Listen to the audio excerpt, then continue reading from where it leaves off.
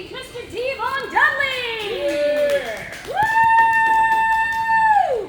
All right. Hello. Welcome. Thank you. We're so glad you're here. Oh, I'm talking in the wrong. Sorry, everybody. Wrong one. Let's try that again. Hi. Good morning. Good this afternoon. Thank you. Good afternoon, good morning. Yes, welcome to FarleyCon. We are so glad you are here. You want to say hello to your audience? Woo-hoo! All right, so let's get started. Does anyone have anything they want to say? Any questions or just comments, concerns? Oh, here we go, right here in the front. What was your favorite tables, ladders, and chairs match with the Hardys and Edge Christian? WrestleMania 17. That was when we added so many different elements to it in terms of Lita, Rhino, and Spike. People don't realize and understand how difficult it was to put a match like that together. A lot of performers now, they'll do a TLC match, but the story is not as compelling as it was when we did it. We made sure that everything aligned with each other and that there was nothing that was going to be forgotten. Because we added tables, ladders, and chairs, just wrestling with those three things alone is hard, let alone having 6 guys to be on the same page and to be able to be successful at it. That's true. Thank you. That does sound quite like an event there. Exactly when did you decide that you wanted to start doing this for a career? I was young. I started watching wrestling in 1977, and I fell in love with it. I saw Big John Studd versus Bob Backlund.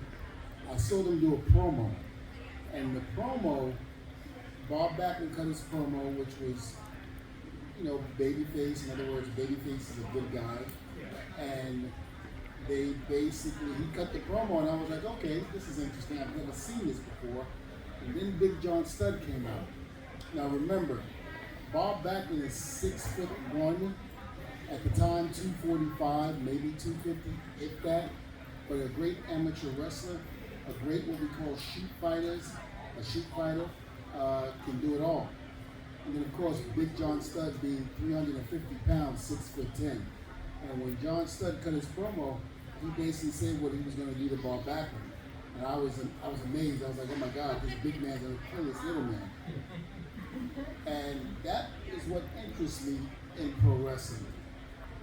Then I was in my room in bed watching wrestling. Bob Backlund again is wrestling Roman Reigns' father and uncle, the Wild Samoans. And with the manager, Captain Lou Albano, on the outside.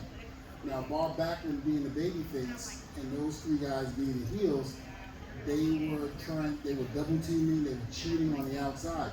So Bob Backlund ran to the back and came back out with a guy called Hulk Hogan.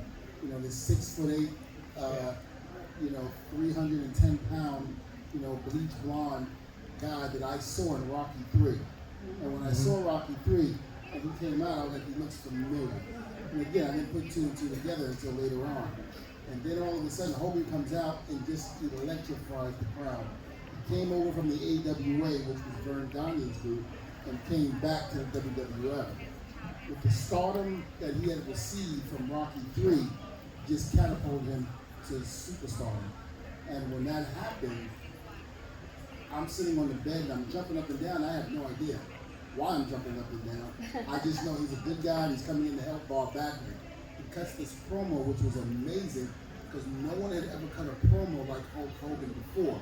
With the energy, the deep voice, the rasp, all of that. And when he did that, that basically got me. Then let's go to 1987 when they did the Andre versus Hogan after WrestleMania 3 on Saturday night's main event. It was called Main Event. It was on NBC, and NBC, this is the first time that WWF was ever on a national level like that was seen broadcast on a channel like NBC. And when that happened, it was Hogan versus Andre with the $1 Million Man, Ted DiBiase, and Virgil in his corner. Hogan comes out and again electrifies the crowd. As that's happening, at the end of it is where we get the double referee, we get the twin referees. We have Earl Hebner and Dave Hebner. Nobody knew that they were twins. So when one came out to referee, you know, that was Dave, and then the other one come out, it was Earl, but nobody put two and two together. Now all of a sudden, Andre takes Hogan, kind of sidesteps him down to the floor, covers him. When the cover happened, one, and that right before he gets to two, Hogan lifts the arm. So when you lift the arm, you're supposed to break the count. And the referee still continued to count. 2, 3, and there's the screw job. It was way before the Montreal screw job between Brett and Sean. And I remember everybody was watching going, what the hell just happened? Now all of a sudden Andre is being declared as the new WWF champion. And at that point, Mean Gene Oakland comes into the ring to interview Andre, and Andre goes, I will now surrender the title to Ted DiBiase. He gives the title to DiBiase. Hogan is in an uproar. Now here comes the other referee, which shows us now there's two referees. And of course the word was that Ted DiBiase, with all his money, paid to have plastic surgery done on another referee to make him look like him. You gotta remember, back then, they did that. People weren't smart to pro wrestling the way they are now. So we didn't know, so we took it for what it was worth, that DiBiase really did pay off somebody to look like Earl Hebner. And I just remember when everything was said and done, we go to next week's TV, watching it on TV, and now the manager at the time, Jack Tunney, says, you know, the referee's word is final. This is it. Andre was declared the champion, but because he surrendered the title to DiBiase, now you can't do that. You can't surrender the title. So now it has to be put up in a tournament at WrestleMania 4. But during that time, I remember when that happened, I was very disappointed. I even cried because I was such a big Hulk Hogan fan, and I didn't know, and I wasn't smart to pro wrestling like a lot of kids, you know, today. And I just remember crying. I go, I'm gonna get Andre. I'm gonna get DiBiase. And I said, I'm gonna grow up. I'm gonna say my prayers, eat my vitamins, and I'm gonna train. And I'm gonna get him. And from that point on, I became a wrestling fan. I played football as well. I was supposed to go to Florida A&M and play football, and I was on a full scholarship, and I had to make a determination of what I loved best, football or wrestling. I was very good in high school, did all of that, but then I just didn't have the love for football like I did pro wrestling. And of course, my parents being reverends, my mother went through the roof. When I told her, I was like, I'm not taking the scholarship, I'm gonna go wrestling. She couldn't, now remind you, my parents are reverends. They have their church and everything. My mother called me every name but the word of God when I told her that. And she went through the roof. It got to the point where at the age of 18, I had to move out. I had to get my own place and everything. But, you know, people go, oh, well, that was mean. No, it wasn't mean. It made me a man. I had to go out there and defend for myself. I had to go out there, get a job, and learn how to be an adult, which a lot of kids today don't know how to be. And I think our generation says that all the time, how disappointed we are. I'm scared. When I get 60 and 70 years old, which ain't that far, but no, but I'm scared, like what is the future going to bring? You know, just like our parents were scared for our generation. If they only knew what was coming after ours, they wouldn't have been so, you know, scared. Yeah. But at that particular point in time, like I said, I had to move out and things like that. I went to the wrestling school. I paid my money. I paid every dime. I borrowed the money from my grandfather and paid him every dime back. He never had to come looking for me, nor did he have to call me to ask for that money back. And I earned his respect. And at that particular point in time, he said, that was when I became a man. Because at the age of 18 and 19 years old, if I didn't have the money to pay him that week, because it was a weekly payment, I would call him and say, Grandfather, I'm sorry, I'm short this week. He didn't have to come looking for me, I called him. I said, I'm short, I'm sorry. can I make it up to you next week? He said, absolutely. My nickname for him was Varney. My real name is Devon, but the wrestling name is Devon. But he called me Varney. He said, Varney, don't worry about it. I'll see you next week. And I said, okay, thank you, grandfather. And I remember when that paycheck came, I took not only the week that was supposed to pay, but the back week as well, combined it and sent it to him. And I never, ever once took it for granted that he was my grandfather. And he won't mind. I paid him every dime. And up until the day he died, he told me how proud he was of me. Because of the fact that I did that, he goes, that's when I knew you became a man. So now I have to ask, was that your mother's father or your? My mother's. That was your mom. So even though she was not happy with your decisions, her father supported what you were doing. But but she earned his respect either way. Yeah, my grandfather, my father was a reverend also. He had his own, he had his church and everything. And my mother was the assistant pastor. But my father understood. He was easy to go with. He understood. But my mother, not so much. My grandmother was my heart. And she was the one that basically said, okay, you're going to do this. Please go through with it. Don't stop. Just continue. And that's exactly what I did. And then all of a sudden, I went down to Johnny Rodz, who was an ex-WWF wrestler who worked for Vince McMahon Sr., which was Vince's father at the time. And he opened up a wrestling school in Brooklyn, New York, at a place called Gleason's Gym, which is known for boxing. Some of the greats, Muhammad Ali, George Foreman, Mike Tyson, they all went through the doors of Gleason. And if you ever went to Gleason's, it had that Rocky II feeling. It had that dingy, workout place. The weights were old. The floor. You wouldn't want to lay on the floor if you didn't have a couch to sit on because you knew it was dirty. But that was how I trained. There was no air conditioning or anything. That's how I trained, and that's what I loved the most about that because it made me hungry and it made me want it even more. And when you're following your dreams, and you made that decision early in your life, you're going to follow your dreams regardless of what your parents felt. You took the highs and the lows. You got to take the lows, like living on your own, getting your apartment, doing the training, borrowing the money, paying it back. That's what you do when you're following a dream. You got to take the highs and the lows with it, don't you? Absolutely. And I just remember in high school, everybody knew I was a football standout, did very good. And I remember when people heard that I was going to I was going to not take the scholarship and be a pro wrestler, they all laughed. Oh yeah. They thought it was a big joke, and they would get together with other people and go, watch this. Hey, Devon, what are you going to do when you grow up? Are you going to take the scholarship, right? I said, no, I'm going to wrestle. And they all laughed. They said, see, I told you, he's living in a fantasy world, and this and that. Those same people that laughed at me, I'll never forget the one guy who laughed and thought it was a big joke. He was a standout basketball star. He had all of the top schools asking for him to come play for them and everything. He was supposed to be in the NBA. And now we go years later, where I finished wrestling school, I went to ECW, now I'm in the WWF, and me and Bubba at the height of our career, and we're just like instant stars in the WWF. I go back home to where I was living, and I went to the mall. He's a security guard at the mall.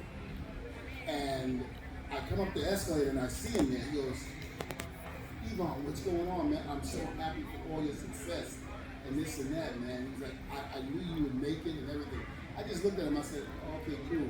I don't remember the guy's name. Let's just say his name was Ron. I'm like, all right, Ron, thank you, man. I appreciate that. He said, listen, my son loves you. He loves you and Bubba and this and that. He was like, can we get an autograph? I was like, I tell you what, I'll do one even better.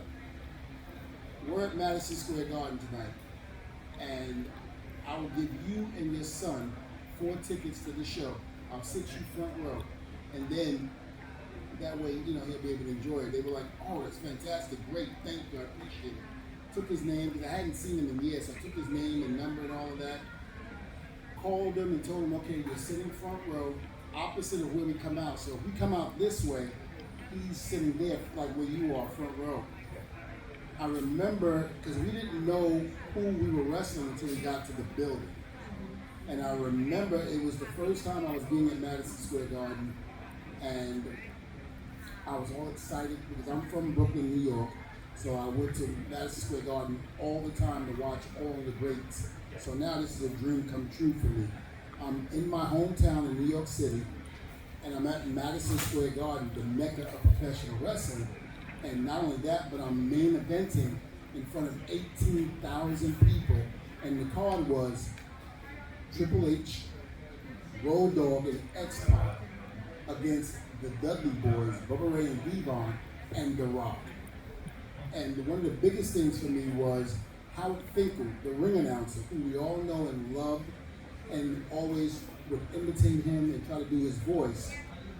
To me, it was an honor when I met him because I always imitated Howard Finkel. You know, coming down the aisle from whatever, you know, I would always do. Everybody did Howard. And for me to be at Madison Square Garden main eventing with The Rock and Triple H, now I'm hearing from Dudleyville at a total combined weight, I got goosebumps. I mean, it just ran all up and down my tongue. And I'm sitting up there going, oh my God, it's Howard Finkel's introducing me. And as he said, the Dudley boys, Bubba starts to go out and he realizes that I'm not, you know, behind him right away. He goes, Devon, come on, because I'm so in shock that it's Howard Finkel introducing me. And it's something as simple as Howard Finkel, you know, who's a ring announcer, but he's been there for over 30 years. And Howard Finkel, for some of you that don't know, he was the one that gave the title WrestleMania to WrestleMania.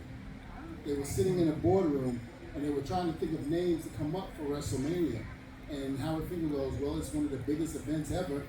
That's what we want to do. And it's the showcase of the Immortals. So why don't we call it like, you know, they had Beatlemania and all of that. Why don't we call it WrestleMania? Vince went, I love it. WrestleMania, that's it, thank you, Howard. And that's how it went. So for him to actually, you know, ring announce me coming down, for years before Howard passed away, I told him how much of an honor and a privilege it was, not only to watch him over the years as a child, but to have him ring announce me and everything. I said, but can you do me a favor? He goes, what's that, Devon? He said, can you please announce my name first before Bubba? He looked at me and goes, really, Devon? I go, I'm just saying, I mean, you don't care, do you? He was like, F you, Devon. Fine. But Howard, you know, he was doing that anyway, but you know, he would. A lot of people who would announce us would go Bubba Ray and Devon, or Devon and Bubba Ray. It didn't matter, but I was trying to dig at Bubba, you know, just playing around with him. And you know, like I said, it was just an honor and a privilege to be able to do that and go through it. So when people tell me, you know, hey, I want to become the president of the United States, or I want to, you know, I want to become the doctor or the biggest actress in the world. You can do whatever you want to do when you put your mind to it. Regardless of what people say that you're never going to make it or what have you, if that's their mentality, then let them have that, let them stay in that mentality. But I knew what I wanted to do. Is there any regrets? No. There's no telling if I would have made it to the NFL. There's no telling if I would have even lasted in college. You know, I probably would have been sitting the bench. I don't know. Because it's one thing to be a breakout star in high school, but go to college and it's a different ballgame. Yeah, that's right. You know, so I didn't know. And again, you know, a football player, even with the position I played, would probably last about 3 or 4 years. I lasted 33 years in pro wrestling. Put 4 kids through college, and there you go. Yeah, that's awesome. You know, I'm sorry. Apologize for going back to Mom, but did Mama come back? Did Mama come around?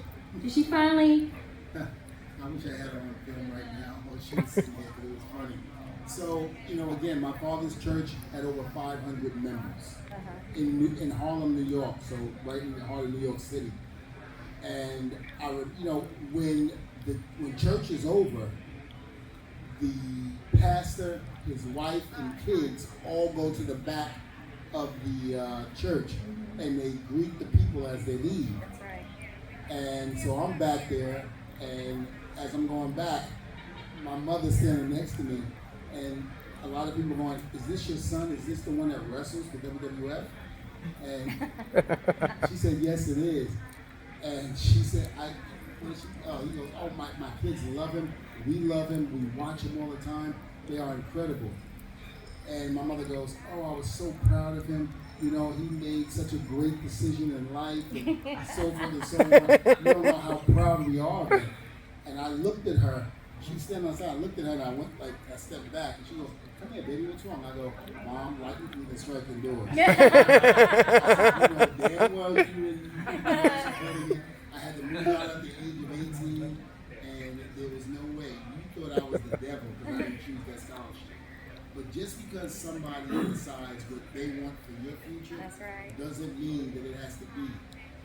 You decide what you want to do, and that's all that counts. Yeah. So when people come and tell me I should do this and I should do that, no, because it's been proven to me that if I want to do what I want to do and put my heart and soul into it, it'll happen. But the first thing I do first, more than anything, is I put God first. That's right. I put God first in front of everything. I don't listen to the rules and regulations of the world and what they deem would be okay and all that. Whatever the Bible tells me and whatever God tells me, that's what comes first in my life.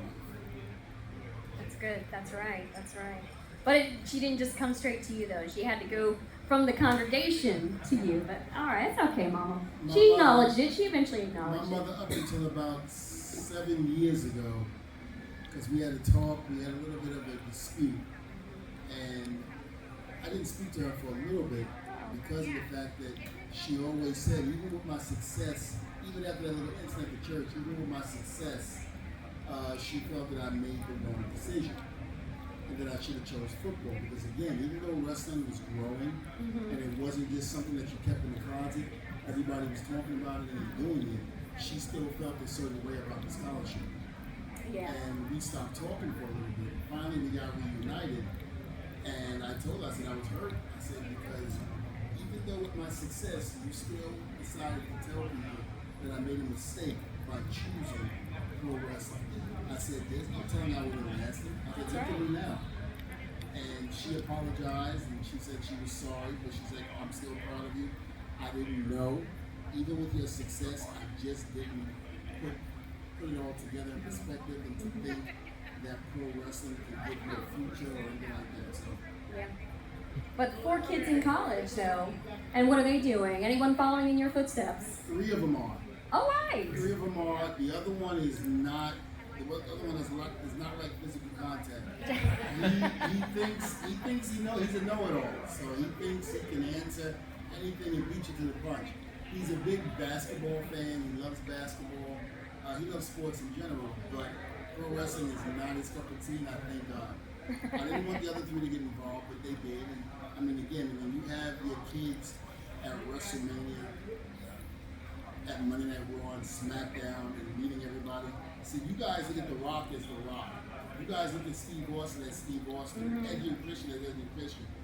When my sons, Terrence and Terrell, saw them, it was Uncle Edge, Uncle Christian, Uncle Rock, or Uncle Steve. That was the personal relationship that they had with those guys. Nice. So they're in the locker room with us as we're getting dressed, getting the matches together and all that. They're seeing all this. So they're seeing the glitz and the glamour that takes place behind the scenes. But yet, I don't think they realize what I had to go through to get to the level that I was at. And now they understand it because they're going through it. But again, I'd rather them go through the hurt and pain because at the end of the day, they'll come out victorious. That's right. Kids, they never know. Kids never know what you go through. No. Anybody else? I just want to know how you met Bubba. What was that? Say again. How you met Bubba? How did you meet Bubba? I had a tryout at the ECW dojo in Long Island, New York. Bubba was just starting himself. And he was in the corner. The Bubba that you see now, the confident, in your face, I'm going to tell you, that wasn't Bubba. Bubba was very humble. Bubba was like, hey, how you doing, Bubba? Nice to meet you. This and that. He was very humble. It was only when he got, he had to deal with Taz from ECW. And Taz is always an angry little man. I love him to death, but he was always angry. And he portrayed a lot of that on Bubba. And it got to the point where Bubba just somewhat picked up on it and then became Taz. And, but yeah, it was cool. Taz gave me my job, he gave me the okay. Taz was the one that basically said, we got our next level. So I owe a lot to Taz. But I met Bubba, I had him try out with Perry Saturn from the Eliminators. And Perry Saturn is an ex-Green Beret special force guy. You can't hurt him, you can't blow him up, you definitely can't beat him. He's a legit badass. And they had to try out with him. Now, I didn't know his background and any of that, so I'm in the ring and I'm ready to, do things to show Taz because he was mediating over it. I'm showing him that I'm ready to go. I get in there, I start wrestling with Perry, and we're moving around and we're going. We do like these particular spots in the ring, and we're done. Everything was good. So I'm bouncing around because I'm in the best shape I could possibly be in. I think Perry thought he could blow me up. And when it didn't happen, he comes over to Taz, and Tommy Dreamer and Bubba is witnessing this. Perry's on one knee. Taz goes, so how's the kid? Perry goes, the kid can go. The kid can go. And Taz got on the phone and called Paul Heyman and said, we got a Dudley. And then Bubba Ray comes over and he goes, how you doing? Bubba Ray Dudley. I was like, well, damn, what is your real name? Yeah, your real name ain't Bubba Ray Dudley. You ain't a freaking redneck from the hills of Alabama. But it was funny because that's the way we were back then. We didn't give our real names unless, we knew it, but we never called each other by our real names unless we were that close with each other. Speaking of Bubba, why do you think WWE never used the Bully Ray character? I rember when you were on your own and the Batista was in your corner one time, but why did the Bully Ray character never come about? I don't know. That's a question for Bubba and Vince. I can't really answer it, but what I have heard was the WWF was doing the bullying campaign, Don't Bully, and all of that, and to bring that character in, it probably defeated the purpose of bringing it in. But if you think about it, it actually would have worked because if you bring Bubba in as a bully and him bullying everybody, the ultimate thing is having him get beat every night. Right. Because that's what you want. You want the bully to lose. So I don't know if I buy that story when I heard it, but I feel that whatever reason they didn't do it, that's a Vince McMahon's question. There you go. All right. Well, there you go. That's our time, ladies and gentlemen. Thank you so much for spending time with